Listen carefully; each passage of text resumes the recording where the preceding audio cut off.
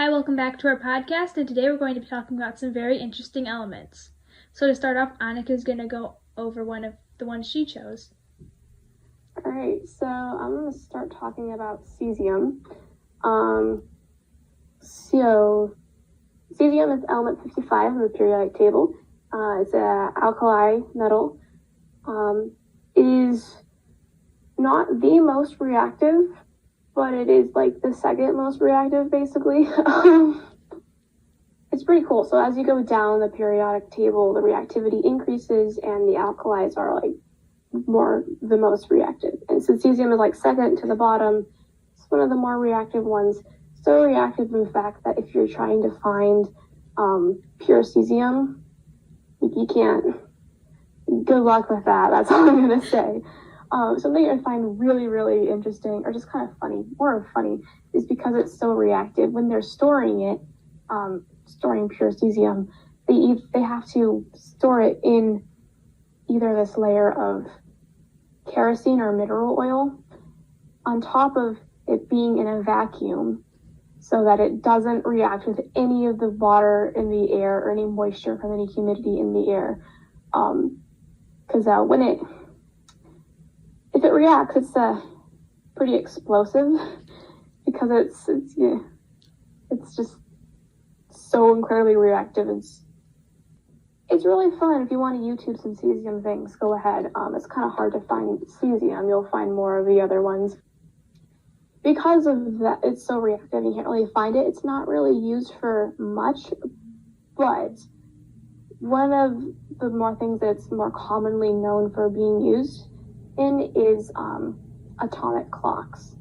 It's very kind of the most reliable in terms of like vibrating or whatever. So the actual, I don't know how to say this, but the actual like definition of a second is actually defined by a certain kind of action of the cesium atom. So it's a really, really big number. But I believe it's, if I can remember my 5th grade math correctly, it should be 9,192,631,770 times is when the cesium atom would vibrate between energy levels. And that is like the technical definition of a second. And it is based on the cesium atomic clocks, which are like the most accurate clocks because it's based on the vibration of a cesium atom, and it only changes by 1 second like every 100 million years. So yeah, those are the most accurate clocks, and they're based on this one singular element. Okay, so I chose lithium, which is element number 3. It's, if you go below hydrogen, it's right there, it's the first column. And then it gets its name from lithos, which is Greek for stone. It's found in virtually all rocks, but it's in very small amounts. But it's very reactive because it's in the alkali metals group. And they use it in a lot of treatments for things like bipolar disorder, and they don't exactly know how it works, but they know it does work with the central nervous system, like the brain and the spinal cord. And it can also affect your kidney and thyroid function because you're ingesting metal. That's not something your body was exactly made to do exactly. And it's stored in mineral oil sometimes. And another interesting fact, I just have a lot of interesting facts, and then I'm going to go on to the battery. But it has one of the lowest melting points of all the metals, but it has the highest melting and boiling point of all the alkali metals, which I just thought was kind of cool, and it's one of only 3 metals that can float on water. The others are sodium and potassium. It's sometimes stored in mineral oil to keep it from reacting with oxygen, but usually it's found in petroleum jelly just because it's not very dense and it will float on the mineral oil, which makes it very hard to keep it from reacting with the oxygen if it's floating on it. So it's usually in petroleum jelly because it's just easier. It's not exactly soft like you would think when you hear the word soft, but it is soft for a metal. And the lithium-ion batteries actually won the Nobel Prize in 2019. Okay, so the way that lithium-ion batteries were kind of invented starts with someone named Stanley Whittingham. And what he did is he created a cathode. Well, what he did is he started creating the first battery, right? In your regular battery, you have a cathode and an anode. And the one he invented was the cathode, and it's the positive part of the battery. And he made it from titanium disulfide, and there were little spaces in it to keep lithium ions, which will be important later when I talk about how batteries actually work. The anode that he made was made partially from metallic lithium, which, as we talked about before, is very reactive. That's why it's stored in petroleum jelly. So it wasn't really the best because it was also explosive, and you don't tend to really want an explosive battery because it's just not a good idea. In 1980, John Goodenough, I'm sorry if I pronounced his name wrong, the way that I found to pronounce his name was John Goodenough. In 1980, he tried using an oxide instead of a sulfide for the anode. So he exchanged titanium disulfide for cobalt oxide, so he used cobalt oxide instead. It created much more electricity, almost 2 times as much electricity as Whittingham's battery did. His battery created just a little over 2 volts of electricity, while Goodenough's could give up to 4 volts, but not over, so it was almost twice as much. He didn't really do much with the anode. So what's interesting about the cathode and the anode is while you are using the battery, so it's not charging, it's the charge is being taken out of it, sort of. The electricity is kind of leaving it. The positive part is the cathode and the negative part is the anode. However, when you are charging the battery, the positive part is now the anode and the negative part is now the cathode. So that does change, which is a little confusing when you think about it, but it will make sense kind of when you learn about it because the electrons are kind of moving around. They're not exactly staying in one spot. There's not one exactly that's positive or negative, depending on if you're charging it or getting rid of the energy. That should be how it works. Okay, so I'm sorry if I pronounced this wrong, but it was the most common one. There were many options though. So in 1985, Akira Yoshino created the first commercially viable battery. So he replaced the original anode, which had been the very reactive lithium, with a petroleum coke, which is like the cathode's cobalt oxide in the sense that it can have those lithium ions inside of it.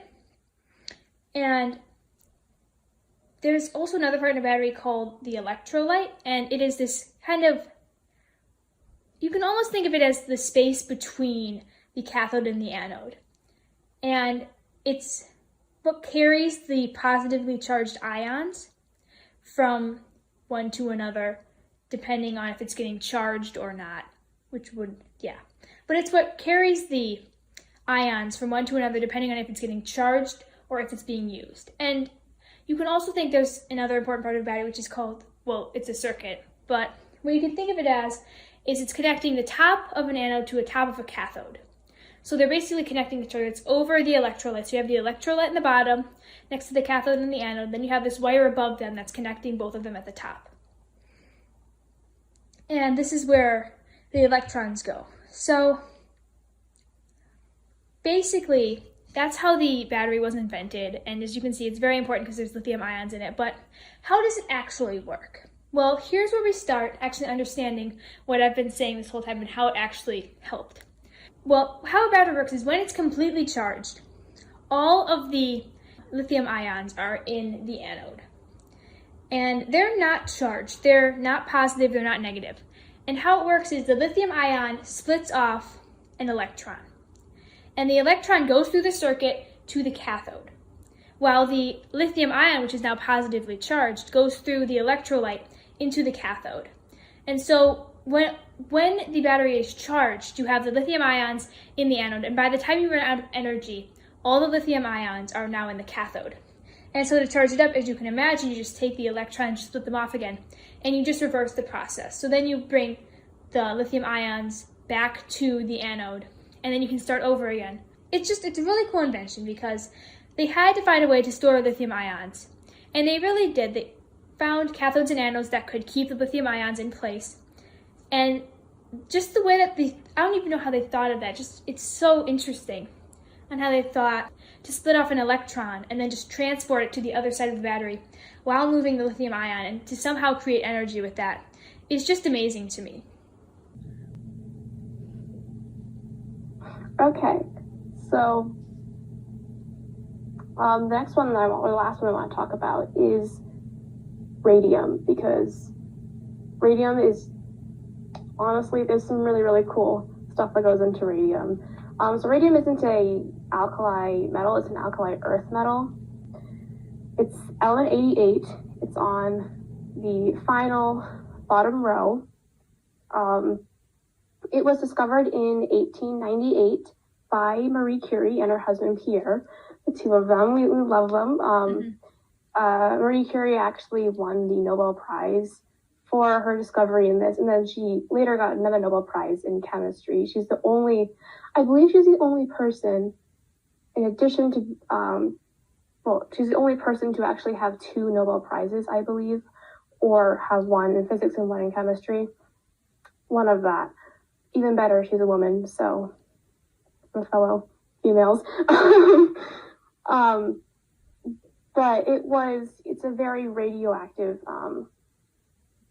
element. They didn't know this at the time. Well, they didn't know the dangers of radioactivity. They did know it was radioactive. So when they discovered it, they were studying this uranium ore, and they had extracted the uranium from the ore, but they found that the rock itself from the ore was still radioactive. I didn't know why. So they looked at it, and they found barium, which is directly above radium on the periodic table. And then they also found this unknown substance, which Marie Curie and her husband Pierre discovered as radium. But the really, really interesting thing that I want to talk about with radium has to do with, you may have heard it depending on how much you know about some history and some scientific history, but it has to do with radium girls. So in the early 1900s-ish, to around mid-1900s, they would actually use radium in paint because it was radioactive. It would glow in the dark. It's a very known property of radium. It's really cool. So what they would do is they would put radium in paint, and then they would paint clocks. So they would paint the numbers or the hands so that you could see in the dark what time it was. It's a pretty cool and honestly a pretty practical idea and thing to, I want to say invent, but they didn't really invent it, just kind of a fun application. The problem was they didn't really know about the dangers of radioactivity. They actually thought that radium itself was very healthy and good for you. So what a lot of these girls would do is, well, first of all, in order to get a really fine tip on the brush, what they would do is they would put the paintbrush to their lips and they would press it down to get a really fine tip with the radium paint. And if you know anything about Vincent van Gogh, a little art historical thing for you, he went a little crazy because there was lead in the paint when he would do similar things. He went crazy, he cut off his ear, fun stuff. But these girls were then absorbing the radium, like they were ingesting it unknowingly as they were doing that. And radium could also be absorbed in the body simply just by breathing it in. And they were exposed to it all day long, painting these clocks. In addition, it was also really, really, they realized that glue in the dark was cool, so they would play around. They would paint their fingernails with it. They would paint their teeth with it. And, they'd go home with their significant other, and there are funny stories of them, with glow-in-the-dark teeth freaking people out, just having fun out, But what happened was a few years later, is they started to really see the effects of this radium on these girls. So because radium is an alkaline earth metal, it actually mimics a lot of the same properties, and the body often confuses it with calcium, which is very, very important for bone strength. So what the body did is it basically confused radium with calcium, and it thought of it as radium, treated it as calcium, and it was then kind of stuck in their bones. And after a while, as it decayed and this radium built up in their bones became very brittle, very fragile, and there are really sad and horror stories of women who would just be walking across their living room and their bones would just crumble and shatter. there's even this one story of this one woman who had a really, really bad jaw, like, or dental problems. And her dentist or her doctor, I don't remember who specifically it was, looked at her jaw, and the only way to actually fix it was to remove it. But because everything was so incredibly destroyed by this radium, he was able to just grab the jaw in his hands and just pull it out. Yeah. That's fun. I believe they were actually sued for later on for all like the health damages. So there's, some legal action that happened, but in terms of radium today, it's typically a lot of radioactive elements are being used in treatment of cancer, and they're actually using some of the same ways that it, like, the body thinks of it as calcium and it goes into the bones. They're actually figuring out ways to potentially use that in specific cancer treatments to actually use it to their advantage. I don't know the specifics of that, but it's pretty cool. And also, because it's just another fun factoid, is any of those radioactive clocks that exist, any of the radioactive samples that Marie Curie had, they're still radioactive to this day. They're still sitting there, just chilling. It's a little scary now. Thank you for listening to our podcast, and join us next week, and we will be discussing some interesting transition metals.